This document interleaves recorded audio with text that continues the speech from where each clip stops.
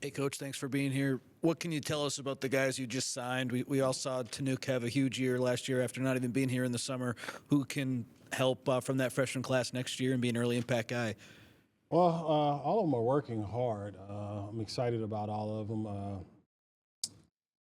Of the guys that'll be in my room, all but two are enrolled in school. One actually is here this weekend as kind of doing a college day and was able to see walkthroughs yesterday and was in meetings and watched them work out this morning. So I'm excited about all of them. Tanuk had a great year last year, but as he and I talked about, last year's over. None of those catches are going to count, and he's going to get credit for those this year. So he's ready to work hard and ready to move forward to capitalize and have a great sophomore campaign. I'm excited to see what Corey Sims will do this year. He had an opportunity to play in the bowl game, more so on the offensive side as well as played throughout the year and did some good stuff for us in the special teams area. So I'm encouraged and excited to see what his growth is and what he'll look like. You got Terrell Anderson that just got here, the kid that transferred in from North Carolina State. It'll be interesting to see once we get the pads on, how he adjusts and adapt to being here in our offensive system, as well as seeing Luke Weaver and Tron Baker and Caden Dixon Wyatt this spring. Back here, Coach. Obviously, Tanuk had such a great freshman season. What do you feel like is that next step for him? Like, does he need to work on in particular to take that next step? There's some things in his route running that we could clean up. Obviously, getting more consistent in some of the competitive catches. Now, I say that he had a couple of big grabs in some key games last year that aided us to keep the drive going. But just to see him do that more on a consistent basis, we're working with him on some of his comeback routes as well. And then, for him, I think the game has slowed down a little bit. Last year it was mainly, okay, what I do on my assignment on a particular play. Now it's more understanding the overall concept and helping him being able to get to his airspace and his spots quicker. Coach, you've been doing this for a while now. You've got multiple Blitnikoff winners now under you. That's a nice way of saying I'm old. This might be your youngest wide receiver room. I know you're getting Zachariah Williams back and you're bringing in Troy Anderson, but once you get past Tanuk Hines, is this your youngest room, and how are you approaching this season? When college football this day and age, there's no room to be freshmen anymore. So to answer your question, yeah, they are young, and then I'm gonna add a 16-year-old to the mix that should be a senior going into high school next year. That'll be a freshman in college. So yeah, from a age standpoint, the youth is definitely there, but the encouraging thing about it, these guys are hungry, and these guys understand that it's a privilege to play receiver here at the University of Southern California, and they don't take that lightly. So these guys come to work every day with the right mind frame and the right attitude. So I'm encouraged by that, and the youth honestly doesn't really scare me as much in that sense because when you're young, you're supposed to be able to run all day long, right? And that's what we ask them to do as receivers. So I think we'll be okay in that area.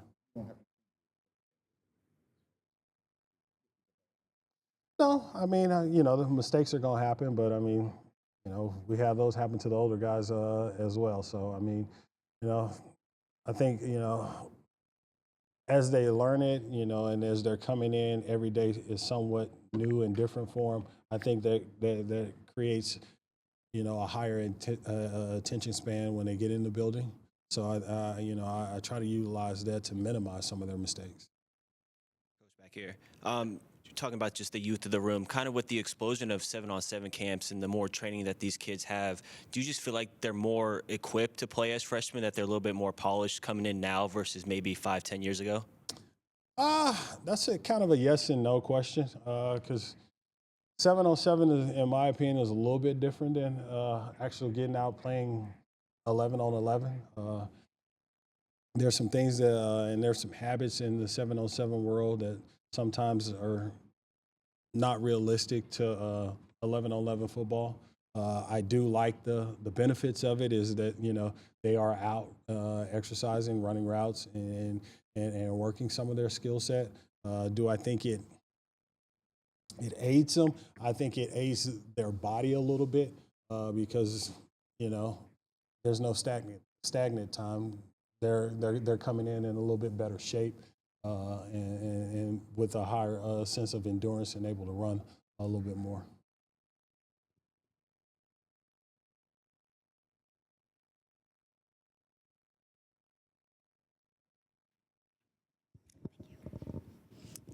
So you'll have Coach True here for a full season this time around. What's it like having him around during this portion of the year and preparing them for the season? Well, I think the consistency of, for the guys that were here last year, having an idea of the expectations and what's going to be given to them on a daily basis helps. I think, his approach to strength training with the new guys coming in, having some guys that have, like I said, that's been here with them for a while helps with their learning curve. So I think that aids a lot. And then just, the energy and the value that he brings in the weight room, and his passion for, for strength and conditioning and the training, I think aids all of those guys because, there's no secret with what the expectation and what you're going to get when you show up in there every morning. Hey, Coach. What's your initial impressions of Gary Patterson coming to the building? Honestly, that's a good question. He's a lot different than what I expected. A lot like you guys, I had never worked with him. So my relationship with him was, seeing him on the opposite sideline or seeing him on television. He's a lot more friendlier when he's on your sideline than he is on the opposing team sideline. And he actually talks more. And he's kind of a jokester. I hadn't quite heard his singing talents yet, but I hear that they're there.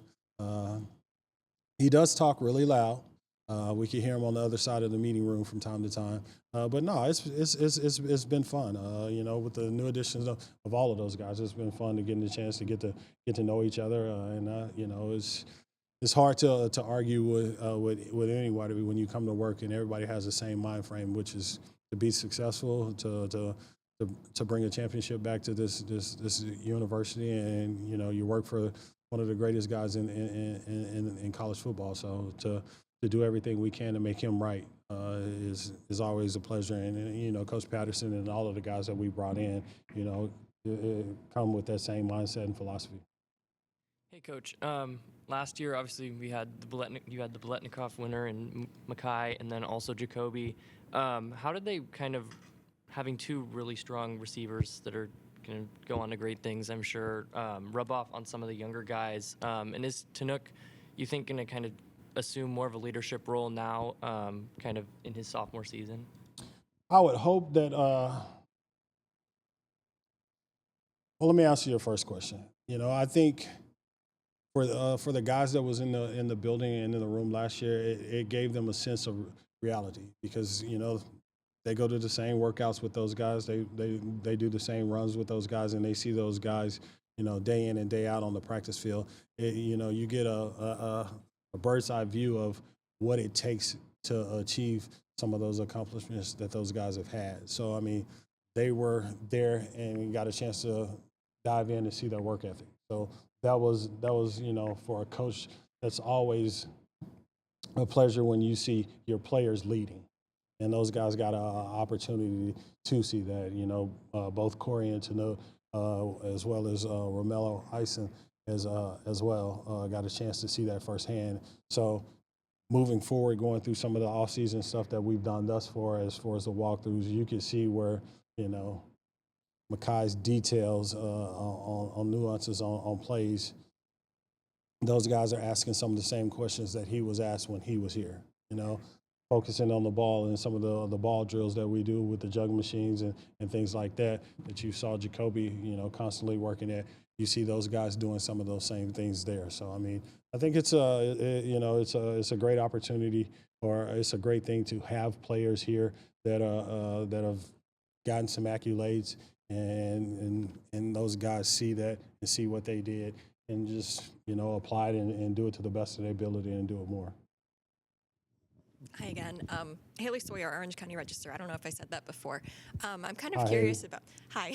I'm kind of curious about your thoughts on one-handed catches. I know Lincoln Riley has said that you want to go for the highest percentage catch possible. So, what are your thoughts on those? And I mean, at times, you're gonna have to utilize that. I would prefer, God blessed them with two hands. I would prefer that they use the gifts that God gave them, which is both hands. But at times, you're gonna have to do that. You're gonna have to use one hand to make the catch. My biggest thing is, is completions and keeping the chains moving. If it's a situation that they have to do it, then I'm good with it. If it's a situation that they don't have to do it and they do it and they don't catch it, then I'm not good with it.